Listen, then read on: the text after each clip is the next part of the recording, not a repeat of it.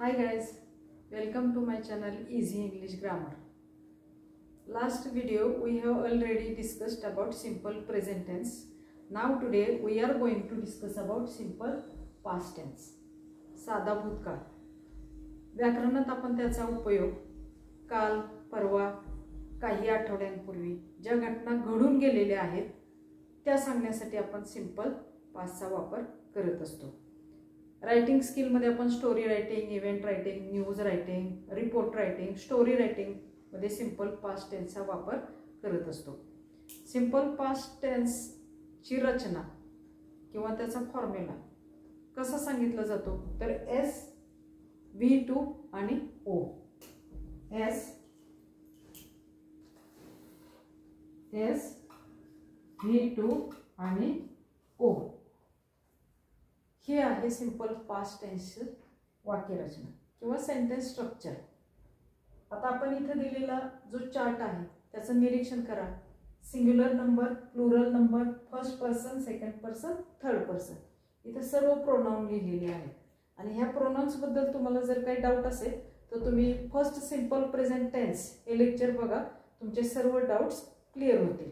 आता इथं वाक्यरचना बघा. सब्जेक्ट V2 म्हणजे क्रियापदाचं दुसरं रूप आणि ऑब्जेक्ट. जेव्हा आपण टेन्स चेंज करतो म्हणजे एका टेन्स मधून दुसऱ्या टेन्स मध्ये वाक्य बदलतो तेव्हा फक्त मॉडेल ऑक्झिलरी आणि हेल्पिंग वर्ब यामध्येच बदल होतो. वाक्यातला सब्जेक्ट आणि ऑब्जेक्ट मध्ये कधीही बदल होत नाही, ही गोष्ट लक्षात ठेवा. आता इथे सर्व सिंपल पास्ट टेन्सची वाक्य दिलेली आहेत. रचना बघा. आय हा सब्जेक्ट आहे, इट हे V2 आहे आणि अ मँगो हे काय आहे, ऑब्जेक्ट आहे. सेंटेन्स स्ट्रक्चर कोणतं आहे तर सिंपल पास्ट टेन्स. का तर इथं क्रियापदाचं दुसरं रूप वापरलेलं आहे म्हणून. हे जे सगळे आहेत I, we, you, he, she, it आणि ते, हे सगळे कोण आहेत, सब्जेक्ट आहेत. हे सर्व प्रोनाउन या वाक्यातले कोण आहेत, सब्जेक्ट आहेत. हे V2 आहे आणि हे ऑब्जेक्ट आहे.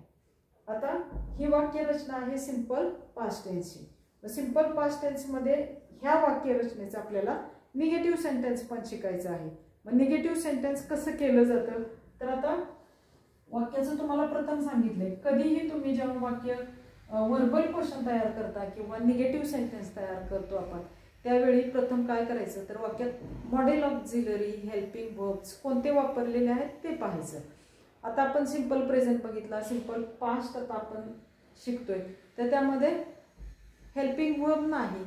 हेल्पिंग वर्ब जेव्हा वाक्यामध्ये नसतं तेव्हा आपण काय करतो, डू हे सहाय्यकारी क्रियापद आपण घेतो. कशासाठी तर निगेटिव्ह सेंटेन्स करायला किंवा वर्बल क्वेश्चन करण्यासाठी. आता इथं आपण कोणत्या टेन्स मधल्या वाक्यांचं निगेटिव्ह सेंटेन्स करतोय तर सिंपल पास्ट टेन्स आहे. साधी गोष्ट आहे.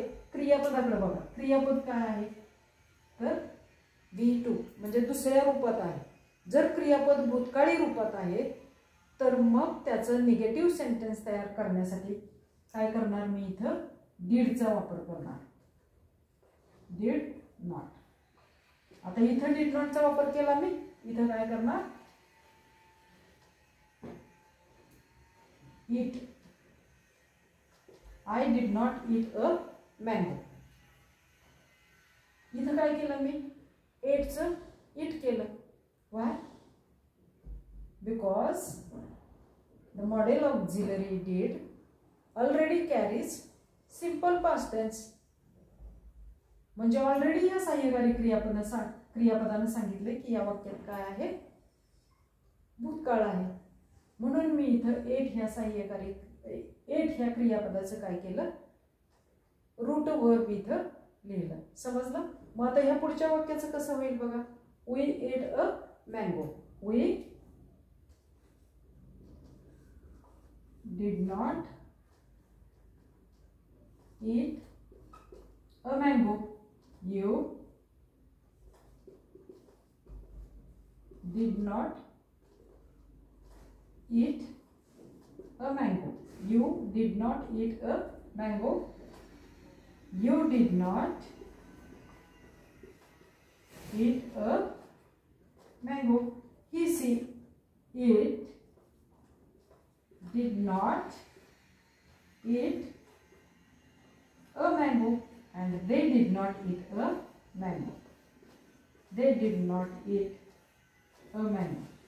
काय केलं मी इथं? डूचं भूतकाळी रूप did वापरलं आणि नकारार्थी वाक्य तयार केलं. इथं बघा did not वापरले. did not चा तुम्ही शॉर्ट फॉर्म वापरला तरी सुद्धा वाक्य बरोबर आहे. did not चा शॉर्ट फॉर्म किंवा कॉन्ट्रॅक्टेड फॉर्म काय असतो? did not चा कॉन्ट्रॅक्टेड फॉर्म didn't. हे वापरलं तरी सुद्धा वाक्य तुमचं बरोबर आहे. I didn't eat a mango. We didn't eat a mango. You didn't. You didn't. He said it didn't. They didn't. समजलं? किती इझी आहे बघा. सिंपल पास्ट टेन्स आपण काय केलं? निगेटिव्ह सेंटेन्स केलं. आता याच दिलेल्या वाक्यांचा आपल्याला वर्बल क्वेश्चन्स तयार करायचे. वर्बल क्वेश्चन कसा तयार करायचा बघा.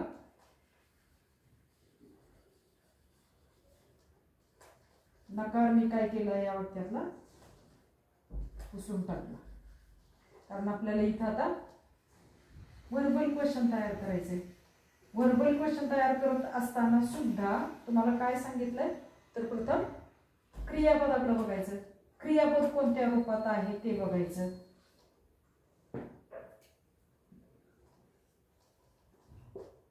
दिलेलं वाक्य आपलं काय होतं? I ate a mango असं वाक्य होतं. म्हणजे B2 होतं दिलेल्या वाक्यात.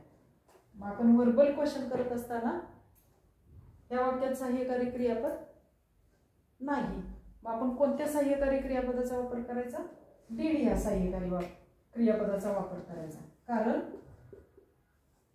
जसं आपण निगेटिव्ह करायला डूचं भूतकाळी रूप did घेतलं, तसंच वर्बल क्वेश्चन तयार करताना पण डूचं भूतकाळी रूप did घ्यायचं आणि ते जस्ट वाक्याच्या सुरुवातीला लिहायचं. समजलं? वाक्य कसं होईल बघा तयार. मग did I eat a mango. इथं काय वापरलं मी? did वापरलं आणि इथं did वापरलं म्हणून ह्या मूळ वाक्यात जे ate होतं ते काढलं आणि रूट वर्ब लिहिलं. रूट वर्ब लिहिलं का तुम्हाला मगाशीच सांगितलं. हा did हे जे हेल्पिंग वर्ब आहे त्यांनी ऑलरेडी सांगितलेलं आहे की हा पास्ट टेन्स आहे, म्हणून इथं काय केलं मी? इट लिहिलं.